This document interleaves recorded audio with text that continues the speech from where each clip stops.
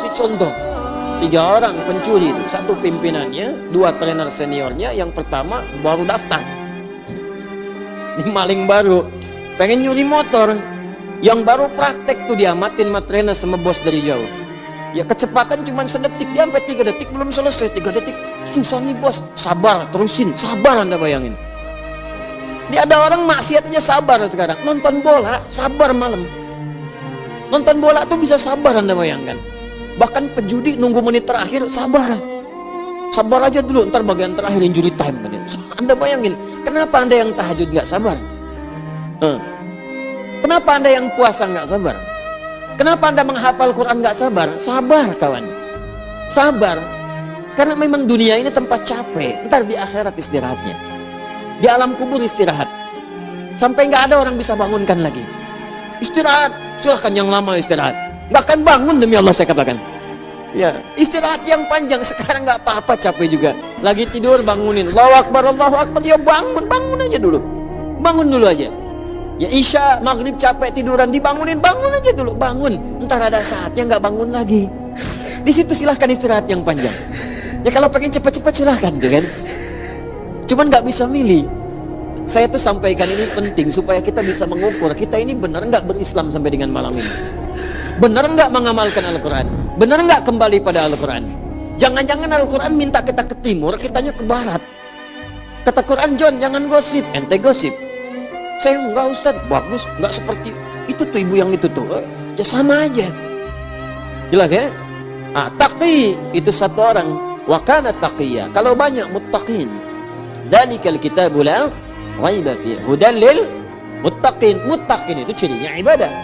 Alladzina yu'minuna bil ghaib wa yuqimunas shalah wa mimma razaqnahum yunfiqun. Infak ibadah, salat ibadah. Nah, rumus ibadah itu ibadah bagian dari takwa. Takwa itu rahasianya diantaranya dalam Al-Quran, itu wasilah untuk memohon kepada Allah agar mengabulkan apa yang kita mohonkan.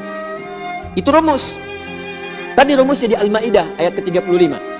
Ya ayyuhalladzina amanu, hai orang-orang telah beriman kepada Allah, ittaqullah, coba kamu tingkatin tuh takwanya. Deketin Allahnya. Anda pengen harta, yang punya harta itu Allah, karena itu disebut Ar-Razzaq. Kenapa Anda nggak dekati Allah yang punya harta itu?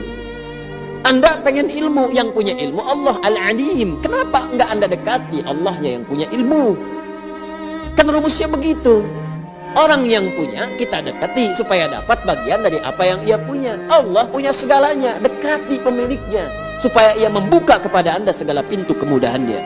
Bagaimana jalan mendekat kepada Allah? Ittaqullah, tingkatkan takwa ibadah. Makanya orang dulu itu banyak yang ibadah, pasca ibadah dia memohon kepada Allah. Bahkan saat sedang ibadah minta. Itu Nabi Zakaria kan punya anak Yahya, minta dalam ibadah. Belum selesai ibadah udah dikabul. Quran surah ke berapa? 3, ayat ke 38. Minta tuh, minta keturunan dalam sholat. Anda bayangkan. Ya, hunalika da'a Zakaria rabbah. Di mihrab itu Nabi Zakaria bermohon kepada Allah Rabb. Qala rabbi habli min ladunka dzurriyyatan thayyibah innaka sami'ud du'a. Ya Allah, mereka berkata aku nggak mungkin punya keturunan karena mereka melihat istriku punya keterbatasan. Secara klinis dia sudah menopause, secara medis dia divonis mandul. Kata manusia yang nggak mungkin. Tapi hamba percaya engkau pemberi yang tak punya batas. Sifat Allah namanya Wahhab, pemberi tanpa batas. Minta dengan amr lit talab, memohon. Habli, mohon ya Allah, anugerahkan kepadaku dari sifatmu yang tak punya batas. Dzurriyyatan thayyibah, billadunka, dari sisimu saja. Saya percaya kepadamu, orang lain sudah nggak saya dengar ya Allah. Itu rumus dari Quran. Kalau ada orang menghukumi Anda dengan sesuatu terbatas, ya udah nggak bisa Pak. Ini nggak mungkin Pak. Ini mustahil Bu. Kalau ada kalimat itu tanda pertama dari Allah. Tinggalkan pendapat manusia, segera cari amalan mendekat kepada Allah, karena Allah memberi kabar gembira ingin mengabulkan langsung kepada Anda tanpa perantara manusia. Itu cara bacanya. Cuma mesti yakin, karena kaidahnya dibuat dengan la raiba fi. Kalau Anda nggak yakin, sedikit aja ragu, nggak akan dapat. Mesti yakin, full keyakinan dalam hati kita. Full keyakinan. Kalau sudah full, dapat.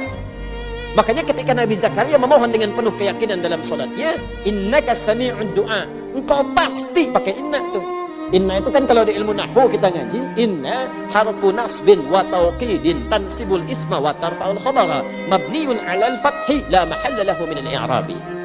Paham? Tidak. Nah. Inna harfu nasbin wa tawqidin. Inna itu huruf yang menunjukkan makna nasab. Nasab itu kalau harakat fathah harakatnya.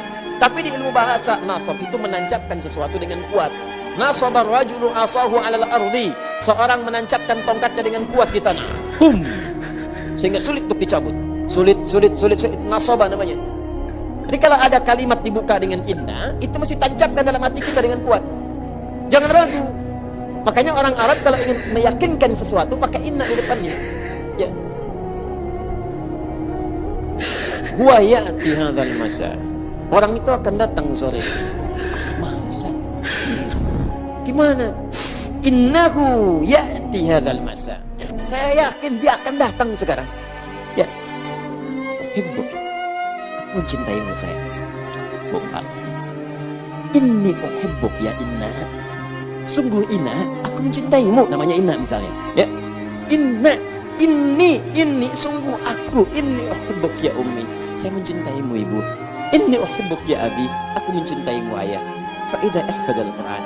Kalau kau cinta denganku ya anakku, hafalkan Quran supaya engkau berikan mahkota padaku di hari kiamat. La ahtaju bi fararika wala bi lamborghinika wala bi lamborghituka wa innani asyaqqu hubban wa ashtaqu mahabbatan wa husuna tajul Quran. Sungguh aku enggak butuh dengan Ferrarimu. Sungguh aku tidak butuh dengan Lamborghini-mu, juga Lamborghini-mu. Yang aku inginkan engkau berikan mahkota dengan tanganmu yang aku rawat sejak kecilmu di hari kiamat saat aku kembali kepada Rabb kita semua. Katakan itu dalam setiap mau tidurnya, bisikan di telinganya, sehingga itu terdiam dalam benaknya dan masuk ke dalam jiwanya, dan Anda akan merasakan kebahagiaan tertinggi bahkan sejak dia menghatamkan Al-Qur'annya sebelum Anda berpulang kepada pencipta kita Allah Subhanahu wa taala. Sujud dan syukur.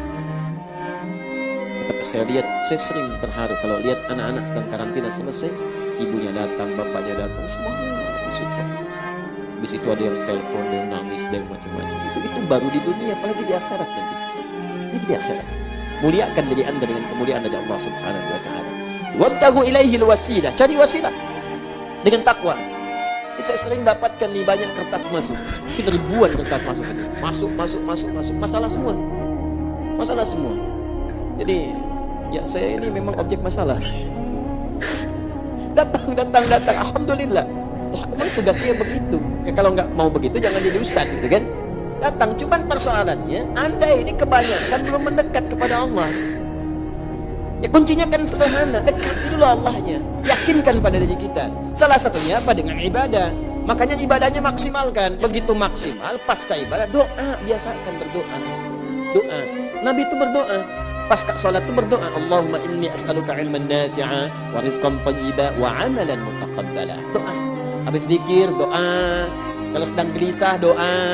Minimal sebut nama Allah. Kata Allah, fadhkuruni. Quran surah kedua ayat 152. Paling kanan sebelah bawah, sebut aku, sebut aja dulu. Siapa, bagaimana aku menyebutmu ya Allah? Di tafsir Quran surah 17 ayat 110. Qulil Allah, paling singkat sebut nama Allah.